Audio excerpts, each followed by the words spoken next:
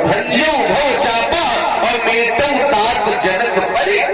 जब गुरु जी ने आदेश दिया है उठो करके धनुष तोड़ो, तो शिष्य का ये दायित्व है, शिष्य का ये कर्तव्य है कि गुरु जी यदि कोई आदेश दे तो गुरु जी के आदेश का पालन करना चाहिए।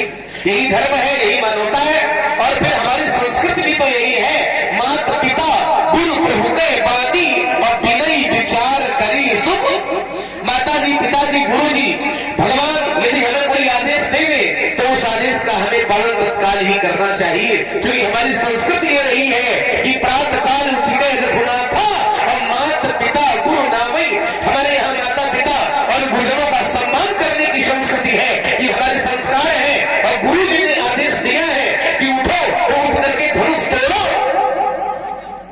अपनी इच्छा से किया गया हो तब तो गलत हो सकता है, दोष है, लेकिन बड़े बूढ़ों बुजुर्गों के आदेश पर जो काम किया जाता है वो हमारी दृष्टि में गलत नहीं होता। उदाहरण के लिए ले लो, जैसे धनुष तोड़ने वाले के गुरु जी ने आदेश दिया तो उसने धनुष तोड़ दिया। भले ही धनुष तोड़ना गलत हो, लेकिन गलत माना नहीं जाएगा। क्यों? क्योंकि गुरु जी का आदेश है। जैसे परशुराम जी के पिताजी ने आदेश दिया, क्या दिया कि माता को मार दे। माता को मारना ये गलत है, ये अपराध है, ये अनुचित है, लेकिन पिताजी ने कहा है इसलिए पिता के आदेश पर ऐसा किया जा रहा है तो उसको अनुचित नहीं माना।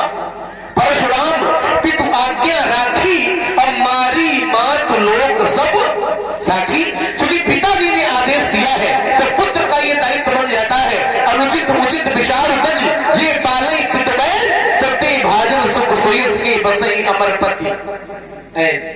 पुत्र का ये दायित्व है। ठीक वैसे ही शिष्य का भी धर्म है कि गुरु आदेश का पालन करे। तो जैसे माता को मारना अपराध है, लेकिन पिता के आदेश पर ऐसा किया जाए तो फिर उसको अपराध नहीं माना जाता है। ठीक वैसे ही धनुष तोड़ने वाले के इस कर्म को अपराध की दृष्टि से और शत्रुता के व्यवहार से आप न लें। धनुष को तोड़वाना राजा जनक की समस्या बन गई, नंबर दे दो, नंबर डिस्टर्ब हो गया, आवश्यक हो गया था। श्री हम मिथिला में जिस समय गुरु जी के साथ आए थे तो उन्होंने गुरु जी के सामने अपनी कथा व्यथा बताई थी। कली विनती निज कथा सुनाई।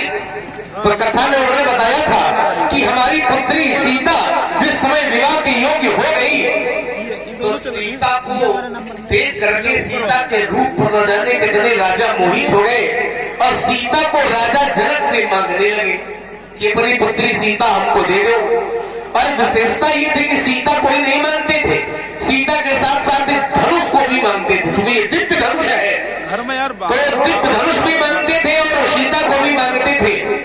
सचा में प्रेसया मास शैवम धनुर्वोत्तमम और सीता च परमाक्षी करते हम मैयर में पीता भी।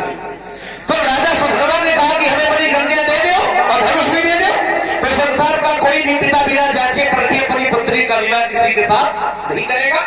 तो राजा जनक ने कहा कि हम अपनी कन्या सीता नहीं ले सकते। तो उसने कहा नहीं दे सकते हो तो युद्ध लड़ो, युद्ध में तुम्हारी कन्या जीत लेंगे, छीन लेंगे। तो राजा जनक ने युद्ध करना स्वीकार कर लिया, लेकिन कन्या देना स्वीकार नहीं किया। राजा जनक ने युद्ध किया, युद्ध में राजा जनक जीत गए, सुधर्मा मारा गया। अब समस्या ये थी, सुधर्मा मारा गया, एक राजा हो तो राजा जनक जीत ले। आज एक मरा, दूसरे दिन दूसरा राजा द्वार पर खड़ा, तीसरे दिन तीसरा राजा, चौथे दिन चौथा राजा द्वार पर। तो राजा जनक ने ये निर्णय निकाला कि ऐसे इन राजाओं से कब तक हम युद्ध करेंगे। तो निर्णय ये निकाल लिया कि हमारी कन्या भी सामान्य नहीं है और ये धनुष भी सामान्य नहीं है, तो तोड़ने वाला भी कोई सामान्य, इसलिए वो असामान्य हमें प्राप्त हो जाएगा। जो धनुष तोड़ेगा उसी के साथ सीता का विवाह हम कर देंगे। इससे होगा ये कि इन राजाओं से हमें युद्ध भी लड़ना नहीं पड़ेगा और हमारी पुत्री को पुत्री के योग्य वर की प्राप्ति हो जाएगी। तो इस आधार पर राजा जनक ने धनुष तोड़वाने का निर्णय ले लिया। तो इसमें हमें तो महाराज कोई समस्या नहीं लगेगी। और आप हैं खीरी लखीमपुर से पधारे हुए मन्नू भैया जी को सीता के योग्य वर की प्राप्ति हो गई धनुष के टूटने से, और इन राजाओं से राजा जनक को युद्ध भी लड़ना नहीं पड़ा और सीता को सीता के योग्य वर प्राप्त हो गया। तो राजा जनक ने इस आधार पर धनुष तोड़वाया, इसमें कोई अनुचित बात नहीं है।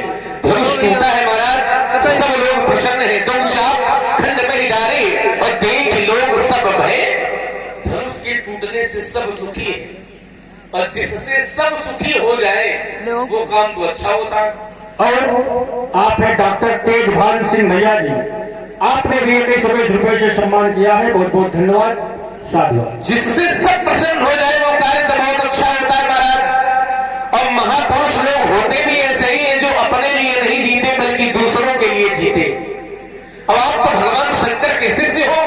शंकर जी तो दूसरों के सुख के लिए, संसार के कल्याण के लिए, जिस समय समुद्र मंथन में विष निकला तो शंकर जी ने जन कल्याण के लिए, दूसरों के सुख के लिए जहर भी पी लिया।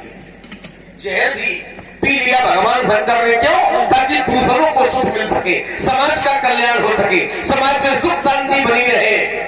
तो शंकर जी के महाराज आप शिष्य हो, शंकर जी तो दूसरों के लिए जहर तक पी लेते थे।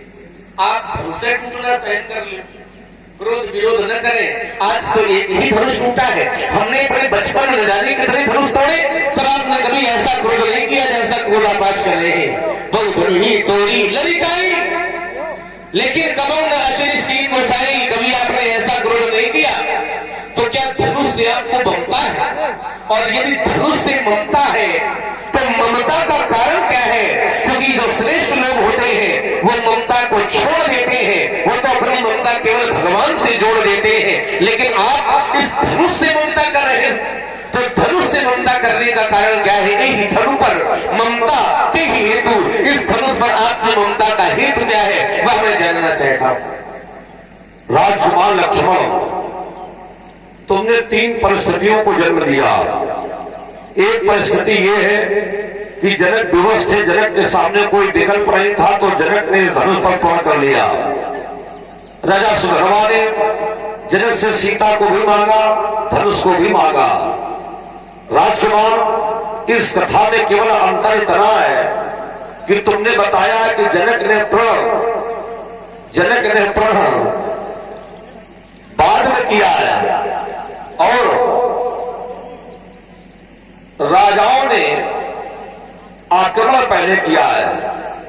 यद्यपि ऐसा नहीं है, जनक ने प्रण पहले किया है। जब सीता को विवाह के योग्य देखा तो जनक ने प्रण किया कि अपनी कन्या का विवाह कैसे करें। तो जनक ने प्रण कर लिया कि जो इस शंकर जी के धनुष को खींचेगा, तोड़ेगा, उसे मैं अपनी कन्या दे दूंगा।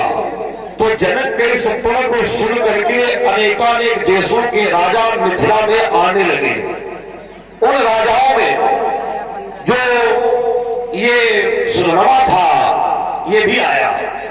तो सुधर्मा ने आकर के देखा कि जनक ने धनुष पर प्रण किया है। तो सुधर्मा शंकर जी का भक्त था, जैसे रावण शंकर जी का भक्त है, बाणासुर शंकर जी का भक्त है, उसी प्रकार से सुधर्मा के आचरण अच्छे नहीं थे लेकिन वो भी शंकर जी का भक्त था।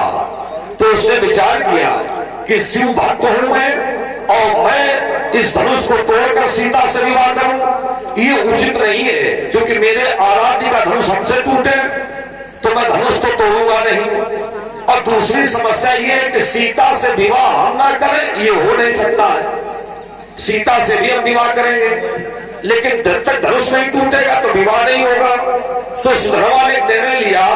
सुधर्मा ने कहा कि एक काम करो जनक, अपनी कन्या का विवाह तुम हमारे साथ कर दो और शंकर जी का धनुष हमें दे दो।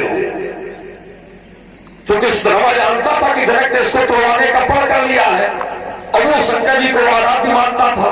तो उसने कहा ये धनुष भी हमें लाओ, अपनी कन्या भी हमें लाओ। तो जनक ने फिर सुधर्मा के साथ युद्ध किया और युद्ध करने में सुधर्मा का वध किया।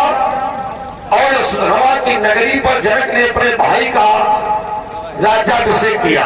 जनक के भाई का नाम है कुशध्वज और उसकी नगरी का संकाश नगरी नाम था। वहां पर कुशध्वज को राजा बना दिया। अब अन्य राजाओं ने भी इस प्रकार से इस धनुष पर प्रयास किया लेकिन किसी को भी सफलता की प्राप्ति नहीं हुई। अंत में फिर ये क्रम बना है जो आज धनुष यहाँ टूटा है। इतना अंतर है कि जनक ने प्रण पहले किया है और सुधर्मा ने याचना बाद में की है धनुष के प्रति। द्वितीय बिंदु में तुमने कहा कि जिस प्रकार से आप अपने गुरु जी की सेवा के लिए खड़े हो, उसी प्रकार से धनुष तोड़ने वाले ने भी अपने गुरु जी की सेवा की है। इस बात का ज्ञान हमें नहीं था। हम तो धनुष टूटने की धनुष सुन करके आए हैं, कैसे टूटा है ये तुमने हमें बताया, चलो अच्छा किया तुमने कि धनुष तोड़ने वाले ने अपने गुरु जी के कहने पर धनुष को तोड़ा है। तो राजकुमार, अरे वो गुरु सेवक है, तो गुरु सेवा का फल ये होता है कि शिष्य की प्रत्येक परिस्थिति में गुरु शिष्य के साथ खड़ा रहता है। अगर शिष्य के आचरण अच्छे नहीं भी है तो ऐसे शिष्य का भी हित करने के लिए गुरु जी सदैव आगे खड़े रहते हैं। और इसका प्रमाण इस मानस में ही है। एक बार शिव मंदिर जपत रहो हर नाम, गुरु आयो अभिमान ते कुछ नहीं कीन प्रणाम, सो दयाल नहीं कहे कछु उड़ नवेश नवलेश, पर अति अग गुरु अपमानता सही नहीं सके महेश। मंदिर माज भई नवमानी रेहत भाग्य अग्य अभिमानी, यद्यप तो गुरु के नहीं क्रोधा अग्रपाल दुस्सम्यक बोधा। शंकर जी ने साथ दे दिया, जो नहीं दंड करो खल तोरा, भ्रष्ट हो सुति मार्ग मोरा, बैठ रहस अधिकारी पापी सर्प हो खल बलमति व्यापी महाविधक, को तरमो जाई रहु अधमाध अधिगति पाई। शंकर जी ने स्थापित कर दिया, शिष्य को साथ दे दिया। और जब देखा कि शंकर जी ने शिष्य को साथ दे दिया, यद्यपि शिष्य के आचरण अच्छे नहीं थे, लेकिन शंकर जी ने साथ दे दिया और गुरु जी वहीं थे, तो गुरु जी तत्काल शिष्य के आगे खड़े हो गए। शिष्य को कर दिया पीछे और गुरु जी आगे आगे। हाहाकार कीन गुरु दारुण सुन शिव साप, कंपत मोई बिलो के गुरु गुरु प्रजा परिताप। शंकर दीन दयाल अब यही पर हो कृपाल, श्राप अनुग्रह होए जय नाथ सोरही काल। तो माया बस जीव जल संतत फिरई भुलान, और तेई पर कोप न करी प्रभु कृपा सिंधु भगवान। और फिर गुरु जी ने नमामि समीसान स्तुति की, तो शंकर जी प्रभावित हो गए। और प्रभावित होने के बाद में शंकर जी ने कहा कि जगत कीने विदान पापा, मैं कुल दीन कोप कर सापा, पर तदपि तुम्हारी साधुता देखी और करी हो यही पर कृपा विसेखी। कि तुम्हारी साधुता देखते हुए अब इस पर मैं कृपा करूंगा, विशेष कृपा करूंगा। तो राजकुमार, गुरु की महिमा अगर तुमने मंडित की है तो गुरु की महिमा कोई सामान्य महिमा थोड़ी है। शिष्य के साथ प्रत्येक परिस्थिति में गुरु जी खड़े रहते हैं। यहां तक जब बोलने तब लेंगे, जब यहां तक जब शिष्य का प्रारंभ होता है, शिष्य के जीवन का अंत होता है, तो अंत समय में गुरु जी ही माध्यम बनते शिष्य के उद्धार के लिए। ऐसे गुरु इतने दयालु होते हैं, तो ऐसे दयालु गुरु, उनकी सेवा में धनुष टूटा है तो एक काम करो, अगर उन गुरु जी ने गुरु जी के सेवा में धनुष टूटा है तो अब दायित्व तो गुरु जी का बनता है। अगर फांसा लिए खड़े हैं, अब दायित्व तो गुरु जी का बनता है, जिन्होंने तो आया है, हम फांसा लिए खड़े हैं। गुरु जी आगे, गुरु जी जब हमारे पास आएंगे और गुरु जी उसके परिप्रेक्ष्य में कुछ कहेंगे, तब हम विचार करेंगे। अब तुम्हें खड़े होने की कोई आवश्यकता नहीं है। जब इतने बड़े गुरु ने उस शिष्य का दायित्व अपने हाथ में ले लिया है, और उस शिष्य पर अगर कोई आपत्ति आएगी या कोई संकट आएगा या कोई संकट आपत्ति ना आकर के कोई व्यवधान नहीं आएगा, तो अब दायित्व उस गुरु का है जिसने धनुष को तोड़वाया है। तो जब वो गुरु जी बैठे यहाँ पर, तो फिर तुम्हें गुरु जी का दायित्व अपने हाथ में लेने की कोई आवश्यकता नहीं थी। तुमने गुरु जी के दायित्व को, गुरु जी के अधिकार को अपने हाथ में क्यों ले लिया? ये तो अनुचित है। हम कहते हैं कोई भी तुम्हारे संबंध रहे हो धनुष तोड़ने वाले के साथ, तुम्हारा पिता रहा हो, तुम्हारा भाई रहा हो, तुम्हारा कोई भी संबंध रहा हो, तुम्हारा गुरु रहा हो, तुम्हारा भगवान रहा हो, तुम उसके सेवक रहे हो, कोई भी तुम्हारा संबंध हो, लेकिन जब इतनी बड़ी सत्ता ने अपना वरद हस्त रख दिया है, अब यहाँ पर आवश्यकता उसी सत्ता की है जिसने आदेश दिया है, और उसी गुरु सत्ता से हमारे विचारों का आदान प्रदान हो जाएगा। वो मैं अपने विचार उन तक पहुंचाऊंगा और वो अपने विचारों से हमें संतुष्ट करेंगे। और हमारा विश्वास कह रहा है कि अगर गुरु जी आ जाएंगे और गुरु जी अपने विचारों से इस प्रकार के धनुष खंडन पर किसी भी प्रकार का कोई भी कथन करेंगे तो कहीं न कहीं से परशुराम उन कथनों पर अवश्य विचार करेगा। लेकिन गुरु जी को अब आना पड़ेगा, गुरु जी को आना पड़ेगा। अब तुमने कहा कि लड़काई में हमने बहुत सी जमीना तो नहीं है। अच्छा एक बात बताओ, लड़काई में जो किया है तो क्या जीवन भर करते रहोगे? अरे भाई, लड़काई में बहुत से ऐसे कार्य होते हैं जो बालक कर देता है, और जब अवस्था बदलती है तो फिर उस प्रकार के आचरण बालक नहीं करता है। दृष्टांत दे तुम्हें, उदाहरण दे, दृष्टांत उदाहरण तुम्हें दे। उदाहरण ये है कि बालक जब छोटा होता है तो अपनी माता से रोटी की जगह टोटी कहता है, रोटी की जगह टोटी कहता है। कब? जब छोटा होता है तब। अब माता पिता जब रोटी को टोटी सुनते हैं तो उन्हें बड़ा आनंद आता है। जो बालक कहे तो तरी बाता सुनई मुदित मन पितु अरु, माता बड़ा आनंद आता है माता पिता को। लेकिन वही बालक अगर 16 साल का हो जाए और फिर रोटी को टोटी कहे, 16 साल का होकर रोटी को टोटी कहे, तो माता पिता को बड़ी पीड़ा होती है। पहले आनंद आता है और फिर बाद में पीड़ा होती है। तो बाल्यावस्था के इस आचरण का अनुकरण नहीं होना चाहिए। दूसरी बात, बालक जब छोटा होता है तो शरीर के कपड़े उतार करके धूल लगा लेता है, धूल लगा लेता है। और पिताजी के पास जब जाता है तो पिताजी आवश्यक नहीं कि उसको डांटे या मारे, कोई आवश्यक नहीं है। पिताजी कहा करते हैं, एक बड़ी सुंदर अवधानी स्थिति भी दी गई इस मानस में कि धूसर धूरी, धूसर धूरी भरे तन आए तो भूपति बिहस गोद बैठाए। बाल्यावस्था में जब बालक धूल लगा के लाता है तो पिताजी हंस करके उसे अपनी गोदी में बैठा लेते हैं। राजा होकर के भी भूपति बिहस गोद बैठाए, भूपति माने राजा, राजा होकर के भी बालक को अपनी गोदी में बैठा लेते हैं। कब? जब लड़काई होती है तब। और वही बालक 16 साल का हो जाए, आप एक धूल लगा के पिताजी के पास पहुंचे तो पिताजी सोचेंगे कहां से पिट करके आ रहा है? पिताजी भी खुश कि हमारा बालक क्या हो गया, बालक को देखो धूल लगा के आ गया। तो कहना ये चाहते हैं कि बाल्यावस्था के आचरण अलग होते हैं लड़काई के, और अवस्था प्राप्त होने पर आचरण अलग हो जाते हैं। भगवान परशुराम कल संसार। चलिए महाराज, आपने जहां से अपनी बात समाप्त की मैं वहीं से प्रारंभ करता हूं।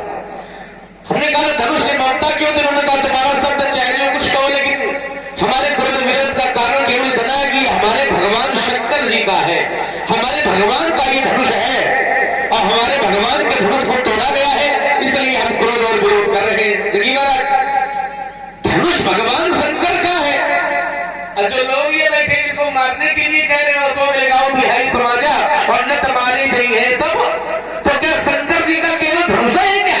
शंकर जी का तो ये सारा संसार है। अखिल विश्व यह मोर उपाया और सब पर मोर ही बराबर। ये सारे संसार के लोग किसके है? तो भगवान के।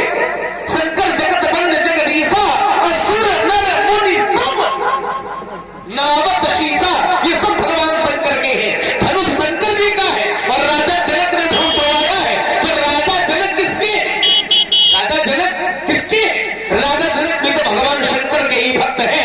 द्वादश भागवतों में, द्वादश 12 प्रमुख भक्तों में राजा जनक की ही गणना होती है। और फिर राजा जनक भगवान शंकर की आराधना करते हैं। आचार्य कहते हैं इन सब नहीं को शिव अवराधे।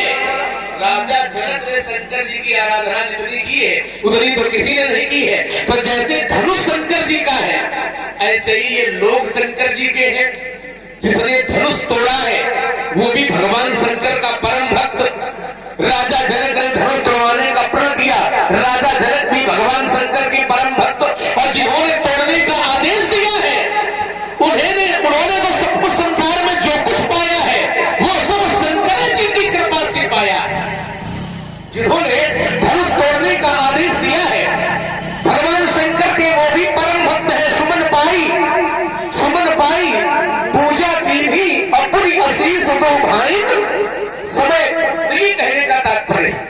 शंकर जी के वो भी भक्त हैं, धनुष शंकर जी का, ये सब शंकर जी के हैं। तो जितने लोग हैं, राजा जनक है, धनुष तोड़ने वाला है, धनुष तोड़ने वाले के गुरु जी है, ये सब शंकर जी के भक्त हैं। तो इन सबसे लड़ाई है और धनुष से बड़ा प्रेम। तो ये बात कुछ कम समझ में आ रही है। दूसरी बात, आपने कहा कि जहां गुरु जी की बात आ जाती है तो फिर लक्ष्मण तुमको शांत हो जाना चाहिए और गुरु जी को आगे आ जाना चाहिए। एक दृष्टांत भी आपने मानस का दिया, उस दृष्टांत में उत्तर ही मिल जाएगा। जैसे आपने कहा कि हम फरसा लिए खड़े धनुष तोड़ने वाले के लिए, तो गुरु जी बचाने के लिए आ जाए। जैसे शंकर जी ने वहां श्राप दिया, शंकर जी ने क्रोध किया, तो गुरु जी आगे आ गए, गुरु जी आगे आ जाना चाहिए। लेकिन गुरु जी आगे आए कब? एक बात, गुरु जी आगे कब आए? गुरु जी जब ये जान जाएंगे कि अब हमारे शिष्य के बस की बात नहीं है, तब गुरु जी आएंगे। नहीं, माता पिता गुरु जी तब तक सहायता नहीं करते हैं। अब पहले सहायता करने लगे तो पुत्र आगे बढ़ेगा नहीं, उसको ये लगेगा कि कोई समस्या है, माता पिता गुरु जी उठते जा जाएंगे। लेकिन नहीं, यदि ये भावना पुत्र या शिष्य रख लेगा तो माता पिता पर ही आश्रित हो जाएगा, गुरु जी पर ही आश्रित हो जाएगा। माता पिता गुरु जी कब आवे?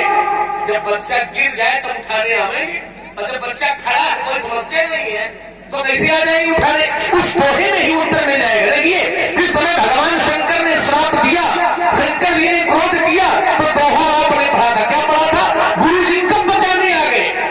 गुरु जी तब तक खड़े रहे, बचाने कब आए? तो आपने ही दोहा पढ़ा था। तो कहा हाहाकार दीन गुरु